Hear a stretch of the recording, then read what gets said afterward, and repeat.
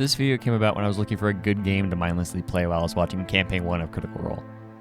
I'm not gonna lie, a lot of the time it's really boring, so I wanted something to do to occupy my mind. At first, I played Black Desert Online, but that was before I reached level 50 and the game actually became difficult. I then started to play Warframe, but I stopped because a bunch of my friends also play that game, and I didn't want a bunch of pings on Discord asking if I wanted to play. So I looked for a single-player, grindy, mindless game, and I found the perfect one when Steam had a few games for free because of the pandemic. Deiland is one of those games that you can just sit down and play for a while. It's a game that takes time, and it takes a lot of it, but it's extremely just relaxing and chill. It's also just a fun game as well as being a game that's grindy and mindless, and it does it in a way that not many other games do.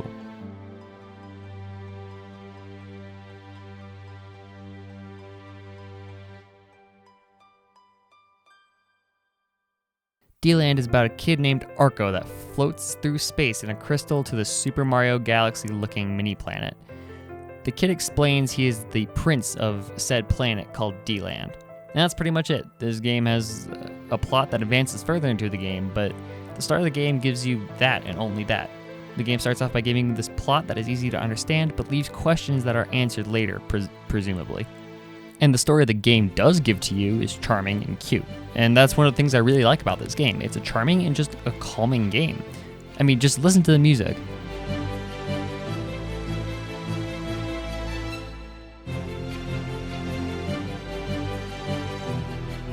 It's charming and it instills a sense of wonder and just playful curiosity. It's fantastic. Props to Pacomitos for making this phenomenal soundtrack. The plot really starts advancing when the game has you meeting Mun, a space explorer that starts one of the game's two main gameplay systems, quests, aka doing repetitive tasks for random aliens that come to your planet. I'll get into this a little bit more in a bit. The second system ties into the first. It's a gathering of resources to make things to help you make more things to help you get more things. It's the Minecraft model of progression, except the main difference here is that Minecraft's progression is balanced and good. I started playing this game and it was actually really fun. There was a tutorial with Mun and it was all well and good. It was all until I got the hammer upgrade and I was grinding for metal that I realized there was a really stupid flaw in the game that could be very easily exploited. You can sell stone. Why in the world would you let the player sell a resource that's unlimited? Why? It's a basic idea for game design if you're making a game like this. Either don't allow the player to sell an infinite resource, or disincentivize the selling of that resource, or just don't make the resource infinite. You were just asking for the player to use this to get themselves infinite money. And the only thing the game does to try and stop the player from selling stone is making the price 1 cent. But that's not going to stop me because the scale of this currency is so low that 100 stone, which I can gather in like 10 minutes, can buy me all the shit I need. It's ridiculous. Anyways, disregarding that completely stupid exploit, the game's gathering and selling system is actually pretty decent. The beginning of the game has 3 people that regularly come and talk to you: Mun, Bram, and Locke.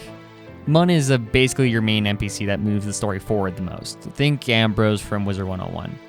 Bram and Locke are your main merchants. Bram mainly sells and buys foodstuffs.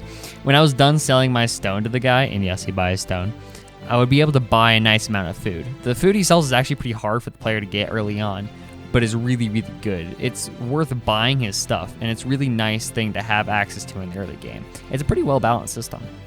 Locke sells anything that isn't food, oils and potions and crops and cloth and whatnot. He also buys stone. The one problem I have with how the game deals with merchants is that they randomly come and visit Deiland on their ships. The characters are just generally one of the things in the game I wish were a little bit more fleshed out. They just show up, talk to you a bit, give you a job, and then leave, and come back eventually. They don't really have any motivation, maybe aside from Mun, who has the character of Space Explorer.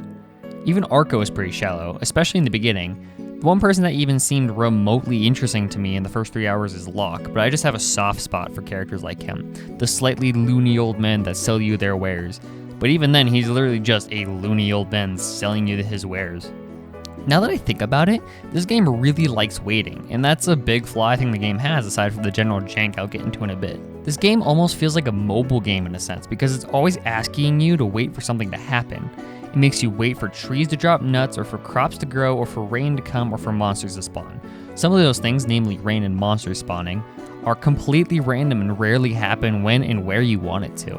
Deiland takes an interesting approach to this though, because the game never locks you out of progressing with a timer unlike a lot of mobile games. There's always something to do on Deiland. If you're waiting for crops to grow, go cut some trees. If you're waiting for trees to grow, collect some berries. If you're waiting for berries, collect some nuts. If you're waiting for nuts, your crops are probably done. And if there's nothing left to do, you can always just go gather some fucking rocks. The things that happen very rarely and randomly are conveniences more than anything and aren't required to progress through the game. The developers are at least a little bit competent as to what they choose to lock behind a timer in RNG, so much so that the game never naturally pauses. It's always moving with some turbulence here and there. That's the sketchy stuff in terms of the systems, but what about the gameplay itself? For one, the controls are fantastic. Most everything, excluding camera movement and changing tools, is done with the left hand. Menuing in like every game should be this simple. WASD for direction, space for select, Q for quit, 1 and 2 for switching menus in the inventory, and R for other stuff. It's so simple, I love it. I don't have to move my hand off my mouse at all. The gameplay is also pretty streamlined. Gathering resources is done with one button, space. And to gather one of those resources, whether it be wood or crops or rocks, it requires a certain number of presses on the spacebar, depending on what level of tool you have. Here's the first bit of jank I actually found. I found myself sometimes cutting a tree faster than I should. I later found out this happens when you pick up an item shortly after gathering the resource. What you can also do is something I like to call resource storing, where you hit one resource and then go somewhere else and start gathering another resource.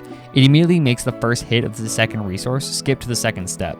It saves an infinitesimally small amount of time, but it's fun to do and shows how much this game is a little bit of a bodged mess underneath the surface. However, that's only the gathering part of the game. The combat. It's so clunky. I get that the combat isn't the main mechanic in the game, but god, it could be a little bit smoother. When I'm fighting a monster, which you have to do because you can't sleep with monsters on your planet, I feel like 90% of the hits that I take are not my fault. It feels like I'm getting cheated. To be fair, any hit you take is kind of pointless because if you have even a single point of strength from when you level up, your hammer hits like a fucking 4-ton steel ball smashing to the ground. And this game takes the highlight approach to healing by the powers of staying still. Or you could just eat. I found some other funky things, like when you allocate a spot for your visitors to land, you can't tell them to land on top of you, but if you tell them to land near you and then walk beneath their ship, you can clip inside of their ship. Again, this does literally nothing. It's fun though, and shows how truly shit this game is. Even if this game is kind of bad, janky, messy, whatever you want to call it, I'd still recommend it. If you are a sucker for the Brutal Moose definition of time-consuming game, that is, a game that seemingly consumes your time like Animal Crossing, Roller Coaster Tycoon, or Minecraft, it's right down your alley. Games like these are fantastic for just laying back, relaxing, and playing a video game for no reason other than it's relaxing. I don't know if you can call it fun. I know I described the game as fun multiple times across the script, but I don't quite know if it's entertaining in that way to be described like that. It's hard to call something fun when pure entertainment isn't what the game gives. This game by itself is honestly not entertaining.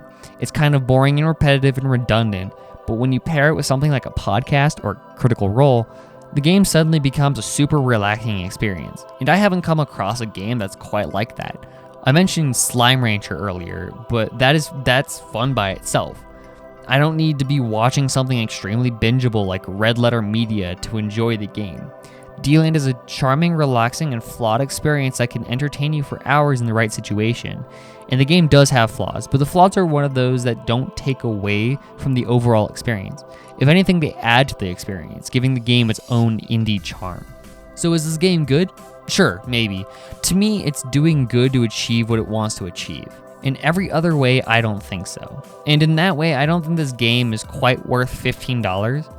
If you really want a game like this, then yeah, sure, go for it. I can't tell you what to do.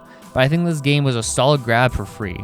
And if you have the chance to pick it up for anything under $15, pick it up and have a crack at one of the most relaxing games I've played in a long, long time.